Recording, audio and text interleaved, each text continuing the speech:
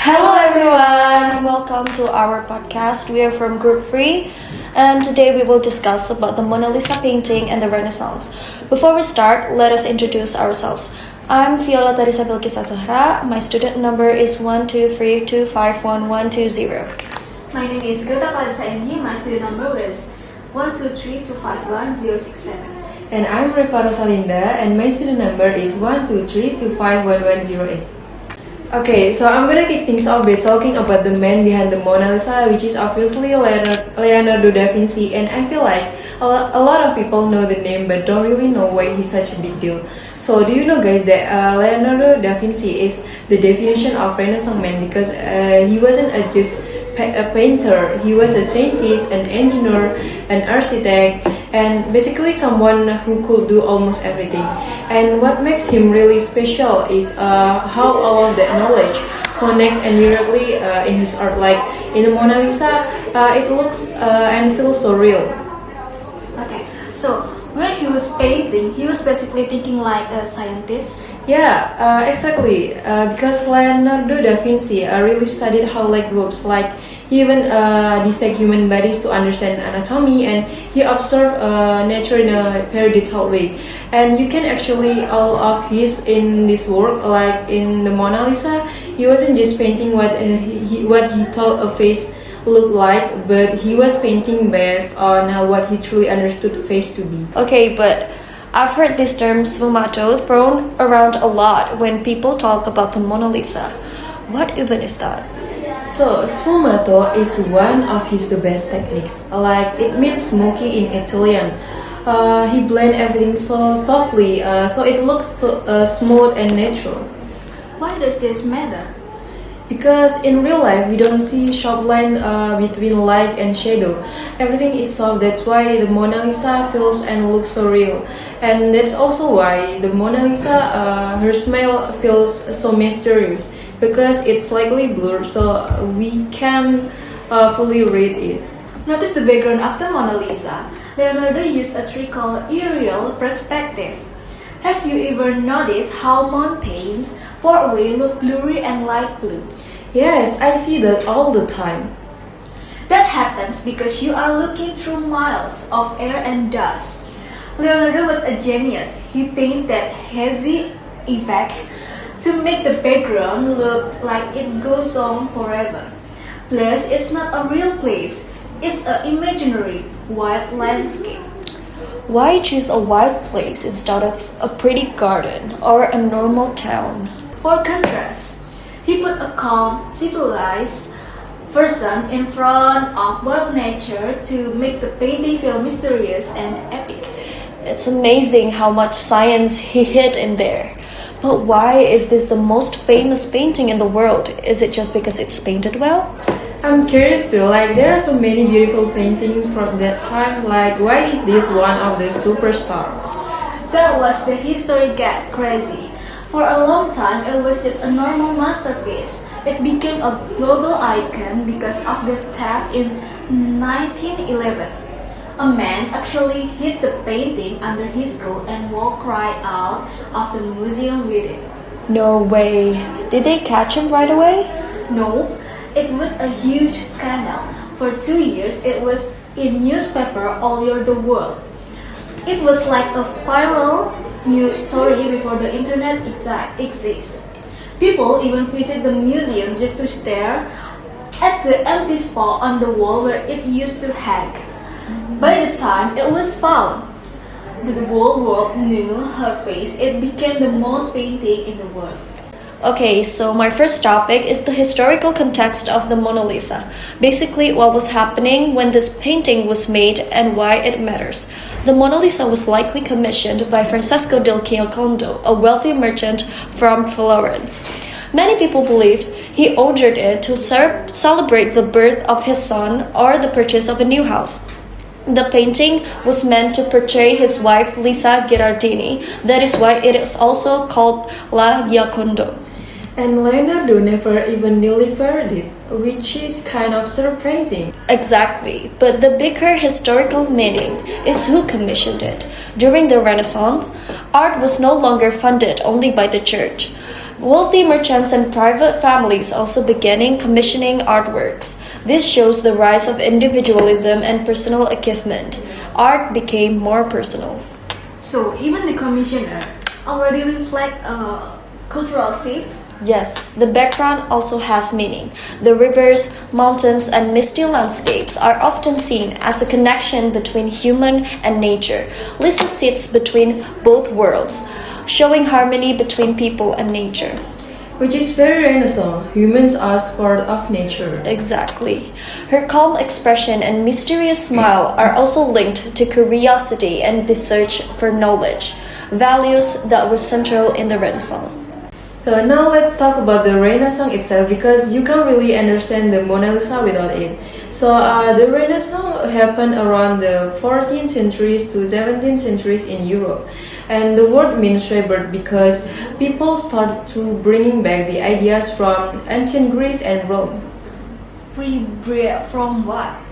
Because like what was happening before. So before the Renaissance, there was the medieval period, like where most art and culture were controlled by the court, and art was more symbolic and spiritual, not focused on realism. So it was more than just an art movement. It was like a whole shift in how people thought about the world. Exactly. It was a full cultural revolution driven by humanism, the idea that human life and experience really matter. And that show up in the art how? So in a big way, Renaissance art is defined by a few key art. First, a return to classical Greek and Roman art as the standard of beauty and proportion.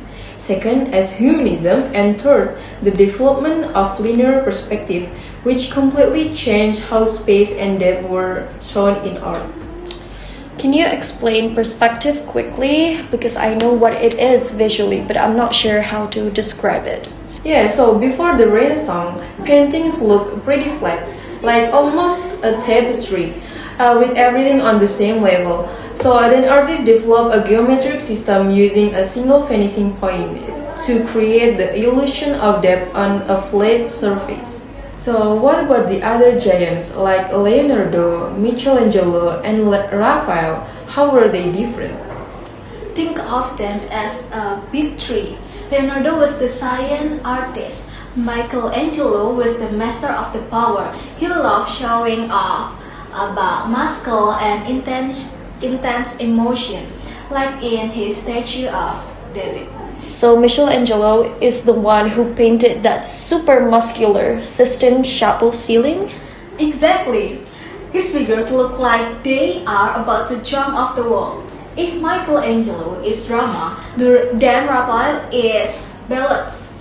He is famous for making things look graceful and perfectly organized, like his painting in the School of Athens. That's the one with all the ancient Greek thinkers, right? Yeah, it's perfect example of linear perspective, making a flat painting look like a real, a 3D deep room. Even though they were so different, they all shared the Renaissance spirit, right? For sure, they're just making up pretty pictures. They were using art to study science, human nature, and the world around them. No wonder we still study them until 500 years later. Now, innovations. The Renaissance introduced major changes in art. First is perspective. Before this period, paintings often looked flat. Renaissance artists developed linear perspective, using mathematics to create depth and realistic space. It made paintings look more lifelike. And you can see that in the Mona Lisa background too. Yes, especially atmospheric perspective, where distant objects look hazy. Leonardo used that very well. Second is humanism. This idea focused on human potential, emotions, and experience. Artists began painting real people and real feelings, not only religious subjects. Oh, that's why the Mona Lisa feels so psychological. Exactly, it focuses deeply on one person's expressions and personality.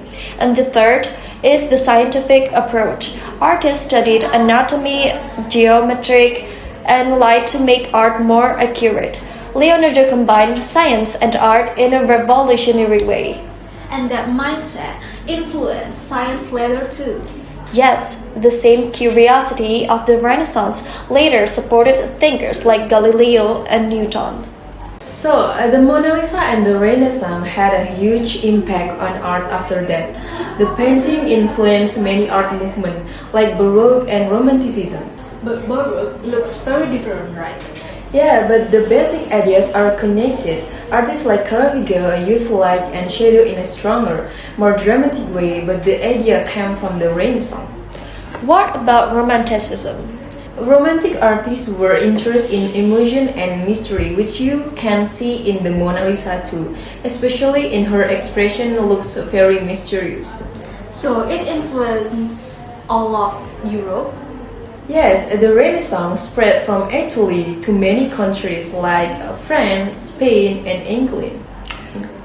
Does it still matter today? Sure, modern art still use ideas like realism, perspective, and human emotion even when artists try to break those rules. Okay, so the Mona Lisa doesn't just come from the Renaissance, it actually represented first humanism. The painting focused on a real person and not a religious figure. That was a big change at the time. And the science part is the technique. Exactly, Leonardo combined art and science to make it look realistic and alive. Even the background shows interest in nature, which was important during the Renaissance. So there's a connection between human and nature? Yes, exactly. And her expression, especially the mysterious smile, shows curiosity and deeper thinking. It's like you almost understand it, but not completely. So what is the bigger change in history? The Mona Lisa shows the shift from medieval to modern thinking. Before, art was mostly about religion. Now it's about humans, knowledge, and observation. So it's like Renaissance in one painting? Yeah, exactly. That's why it's still so famous today. So if it's the Renaissance in one painting, did that influence just stop when the era just ended? Not at all. It actually became the blueprint for the next 100 years. As you notice, the Mona Lisa was the benchmark for excellence. It didn't just stay in the past, it moved right into the Baroque period. Those artists were obsessed with Leonardo's smoky painting style, called sfumato. They took his idea of soft shadows and made them even darker and more dramatic to create a wow factor. Basically, Leonardo's innovation gave them the tools to play with light in the whole way. That's interesting. So it's more about the technique than just the one person in the frame? Yes, but Yes, but it's the themes too. Kok themes? Yeah, themes. Benar. Themes. Yes, but it's the themes too. By the time you get the Romanticism. Exactly, salah. Yes, it's about the themes too. By the time you get to Romanticism. Yeah. Sorry. It's okay.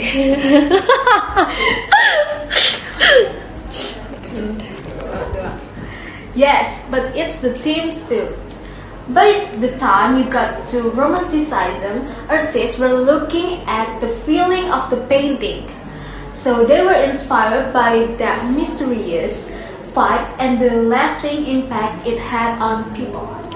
So she's essentially the foundation of everything that came after. Precisely. Precisely. Salah. Sorry. Okay. Precisely. Precisely. Yeah, okay. Precisely. Whether artists want to be a realistic or moody, they all look back at this one painting to see how it is done. It set the bar to hide that every movement after it had to keep innovating just to keep up. That's why there are so many different eras.